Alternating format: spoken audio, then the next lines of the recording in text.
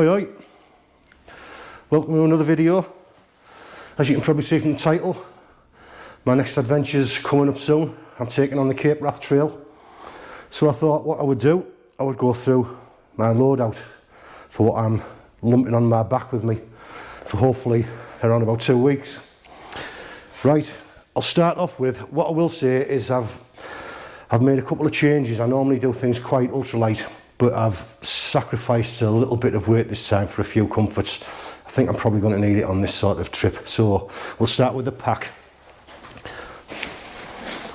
I have got the Osprey Exos 48, which I'm using this time. It's probably costing me around about 900 grams on one of my other packs that I normally use, but it's a frame pack. It's comfortable. It's got good straps on it. So hopefully that'll make a big difference. On the pack, I've got my water carrier. I've got a little pouch. I have compass, emergency whistle. In these pockets, I have, I'll get them out.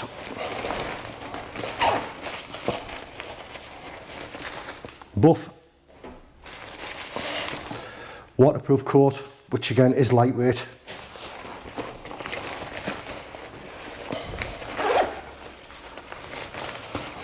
Waterproof over trousers, again ultralight. Trekking pole gloves, and a very small lightweight knife. And in the top pocket at the moment I have got my midgie defence, which is a pullover sort of hood jumper and a pair of mitts.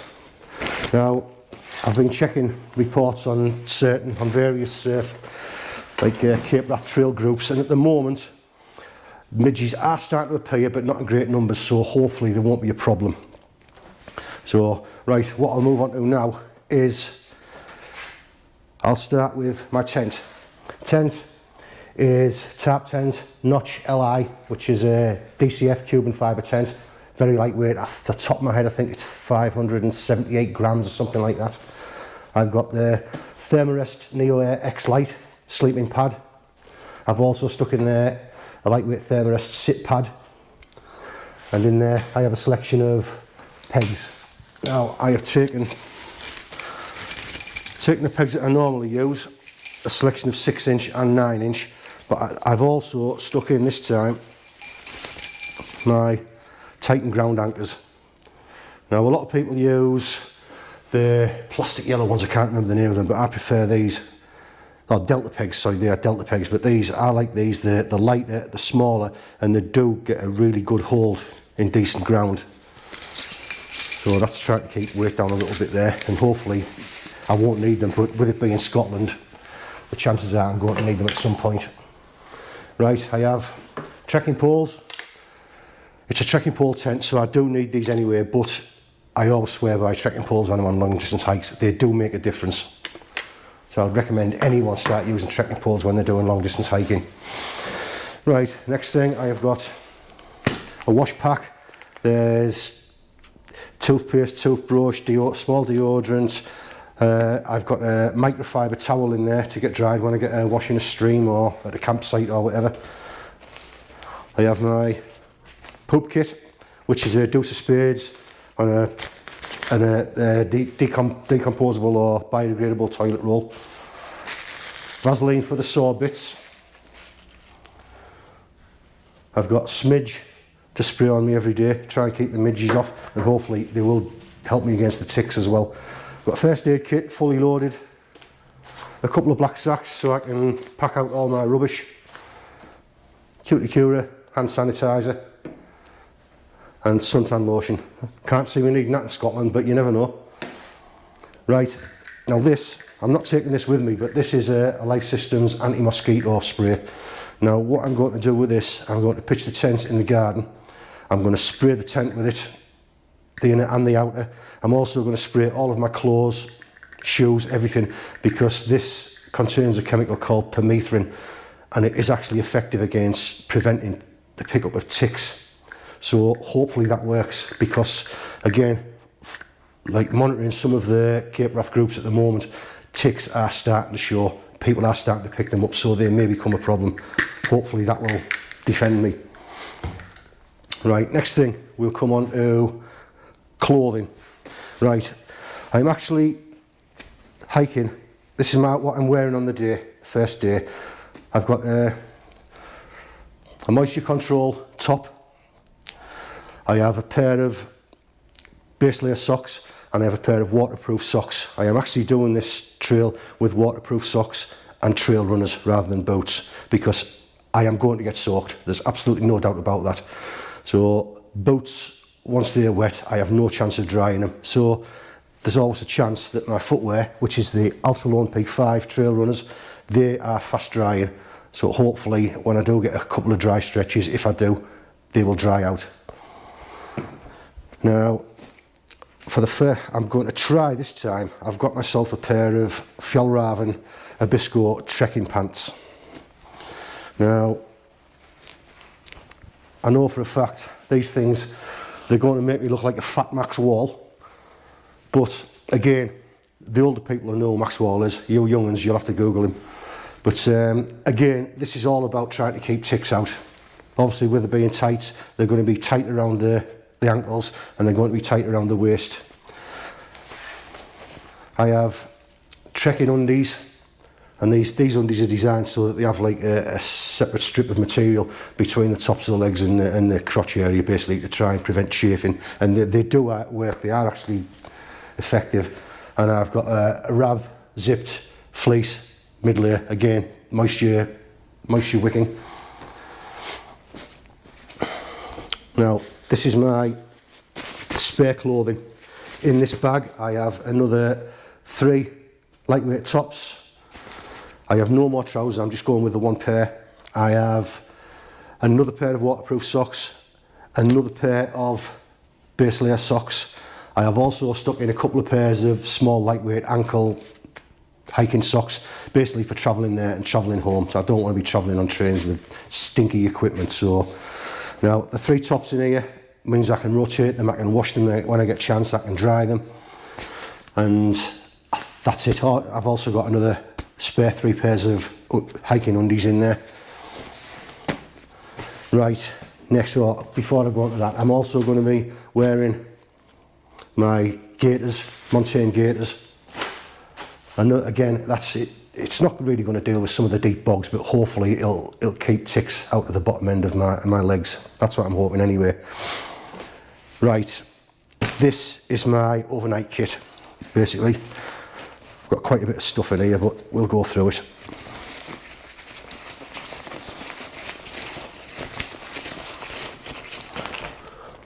Right, again, this is another luxury. Now when I pull it out, it'll inflate a bit because I've got it really compressed in this bag. But I've decided I cannot get away with these inflatable pillows. I just can't get away with them. So when I saw that Thermarest had brought this out, it's a bit big and it's cost me a bit of weight, but I think that could make a real difference to giving me a nice night's sleep. So hopefully that works out, but I will do another follow-up video on all this equipment and let you know what I think of it all. Next thing in here is my Montbell sleeping quilt. I don't use sleeping bags, I can't get away with them, so I have a quilt, and it's seriously lightweight. It packs down very well, but when you get it out and fluff it up, it's absolutely scorching. I use this into the early part of winter and coming out of the late part of winter. It's a really good quilt. Next thing is my fleece jacket for sat round camp on a night. Again, this is another Montbell piece of equipment. It's an American company. The Americans are quite good at ultralight equipment. Now this is a 1000 fill power down jacket. I can't remember the weight of this off the top of my head. What I will do, before I upload this video, I'll put a list of the main parts of the equipment and the weights that they are. But it's an absolutely fantastic jacket. Now in the bottom, I've also got thermal beanie, thin thermal Arc'teryx gloves, and I've got my thermal base layers. Hopefully it's warm enough that I don't need them, but we'll see about that. Right, moving on. I'll go to my electronics next. Right, for the first time, I'm taking a drone with me, DJI Mini 2. I've not used this before, but again, I'm sacrificing a bit of weight, so hopefully I can get some nice images, some nice videos to cut into the rest of the movie. I've got a bag full of cables, all the types of bits and pieces that you use with all your various devices. I've got two 26,800 milliamp hour power banks. I'm carrying quite a bit of electronic kit, so I don't want to get caught out and run out of anything. I've also got my GoPro, which I'm filming with now. That's up there, obviously. And I've got myself, see what all the fuss is about, the Flextail Mini X2 pump, which is for pumping up my Thermarest Neoair Xlite. Now, again, I'm trying this out. It's costing me some weight. I'm going to try it out and see if it makes a difference. But again, I will get back to you and let you know on that one. Right, the thing that's going to take up most. I've thought long and hard about this one. It's not about the actual food that I eat. It's the actual food that I'm going to carry. Right, in this bag, I have basically got 14 dehydrated meals from the likes of Summit to Eat and companies like that. Now, that is basically 3.4 kilograms, I think it is. Now, I decided to carry it all because I don't want to risk taking a chance relying on the postal service. I don't want to have to rely on refueling points being open or not being open. I don't want to get caught out by a sudden outbreak of COVID at, say, a hotel or a post office or anything like that where it has to shut and I can't pick my gear up, so I've decided to carry the lot. Right, so that's 14 meals. What I've got here, these are the type of noodles that I eat. I know a lot of people swear by Kellogg's Super Noodles, but I think these things are much tastier. Now, that is the typical. I've left these out so you can see the actual noodles that I use. But what I do is I smash the noodles up and put them in their individual bags, label them up what they are and how much water I need to hydrate them. Now, as you can see there's four bags in there and there's 4 packs there. Now, the way I do it, them 4 packs take up the space of 3 bags. Although I'm not saving any weight, I'm actually saving space, so that's why I do this. Now, after this video, them 4 will also get smashed up and they will get put into bags as well. Now, the reason I do this is my lunchtime food. Now, what I do, I carry a 500ml food flask. Now, on a morning, obviously get up, do what you got to do, get the kettle on, get the boil kit going, should I say. I'll make myself a coffee or a tea, and I'll also boil a couple of 100ml extra of water for whatever noodle I'm having, and I'll drop that in to my 500ml food flask, seal it up, and then by the time you stop somewhere at lunchtime, open it up, the noodle's ready. And it's just a really simple way of getting a bit of food into you on lunchtime. I'm also taking a couple of beef jerky, a couple of packs of pepperonis, a couple of bags of salted nuts, help me replace lost salts. I've got a selection of energy bars, breakfast bars, protein bars. I've got a selection of small porridges. Now, what I do with my porridges, I carry an extra tub, and before I go to bed in the night, I cold soak them and just eat them cold in the morning. I find that they're absolutely fine like that. I know a lot of people would rather, you can, no problem, boil up in the morning if you want, makes no difference, but that's how I do it. Right, next we'll go with the cook kit next, the boil kit.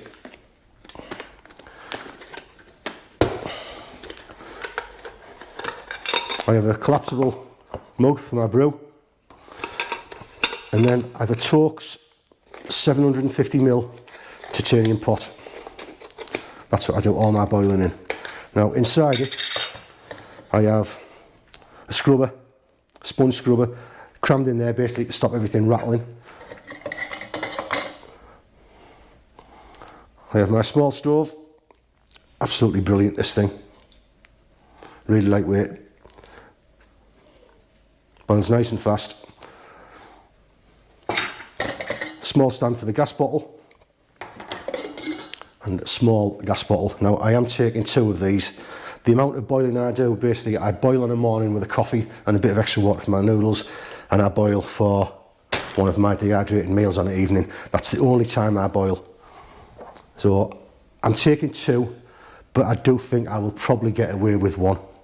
But better to have a backup than not. Right, now onto the...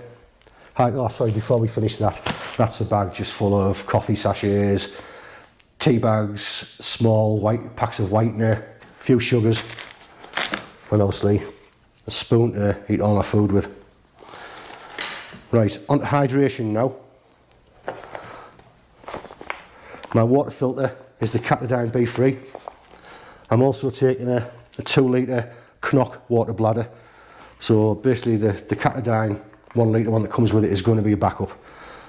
I don't carry a great deal. Basically all I will carry during the day is that bottle full of my electrolyte drink. Water's abundant on this trail, so I no need to lug around litres and litres of water. I will use this to fill up before I go to camp on a night, and then that'll get me through the night and prepare my drink and my food for the next morning before we set off. So I've also got my electrolyte tablets for the drinks. I have a couple of tubs of Dextro Energy glucose tablets, which are just nice to crunch on now and again. Bits and pieces. Obviously the tilly will be coming with me. Don't go anywhere without my tilly hat. I've got a couple of pegs just for pegging clothes out or pegging to the back of my pack when I'm on my way to try and dry out wet clothing or clothing that I've washed. I've got a waterproof bag cover for the pack, and is that about it? I think that covers everything apart from taking with me a small travel humidor with a few nice Cuban cigars in it. One of them's a bit of a special one, and that won't be getting smoked until the fat lady sings, along with a nice little hip flask full of 21-year-old Glendronach. So them two are for when the fat lady sings, if she does. Hopefully she does, but we'll find out soon enough. Obviously a cigar cutter and a lighter. I think that is everything. Yeah, that's everything. Like I said before, I've got a couple of bits and pieces over there, which is all my GoPro case and GoPro spare batteries and that sort of thing. That's still to go in. Oh no, sorry, I've missed one thing. It's my navigation aids, right? I have Garmin Fenix 6X Pro watch. I have the Garmin InReach 2 Mini, the GPS communicator device. I'm going to spend a lot of time out on the trail with no phone signal or anything like that, so I need to be able to get in touch with emergency services. If hopefully I won't have to, but if need to be, then so be it. The route I've decided to take, there's lots of alternate routes on this trail. Now, a lot of the routes offer you an alternate which tends to be easier and closer to civilization, but what tends to happen on this walk, the other way, tends to be the more difficult way up into the mountains, but much more scenic view. So the route that I'm looking at the moment is pretty much going to take every tough route, every mountainous region where the views are better. And obviously this will put a bit of extra mileage on. I'm looking at around about 235 to 238 miles, I think, on my calculations. So the last bit is I have the Cape Wrath Trail North and South maps, and I also have the Cape Wrath Trail Cicerone guidebook. Now hopefully with all that I should get there without too much fuss. Right, I think that is everything. So what I'm going to do now is I'm going to prove that this can all be packed into that pack, and then I'm going to wait, and then I'll come back to you and tell you what the final weight is. I'll see you in a bit. Right, there we go. The bag's packed, ready for the big day. It's weighing in at 15.9 kilos. Now, that's not a weight I normally carry I do go quite light normally, but I've decided to do this so I can carry 2 weeks worth of food without risk of suppliers letting me down. So it's a heavy weight to start with, but hopefully after 4 or 5 days I should be down to 12 kilo or something like that, which is more than manageable. And obviously the closer I get to the end, if I do, then it'll just keep getting lighter. But that's it, everything's in, tent loaded. As you can see, it's a bit busting at the seams, but obviously there'll be more space the further along we get. So that's about it. I'll try and get this video out before I leave, but I've got a few bits and pieces to sort out at the moment, so I don't know if I'll get it edited in time. But if there's any questions you've got, stick them in the comments, and when I get back, I'll answer them. So till then, see you later.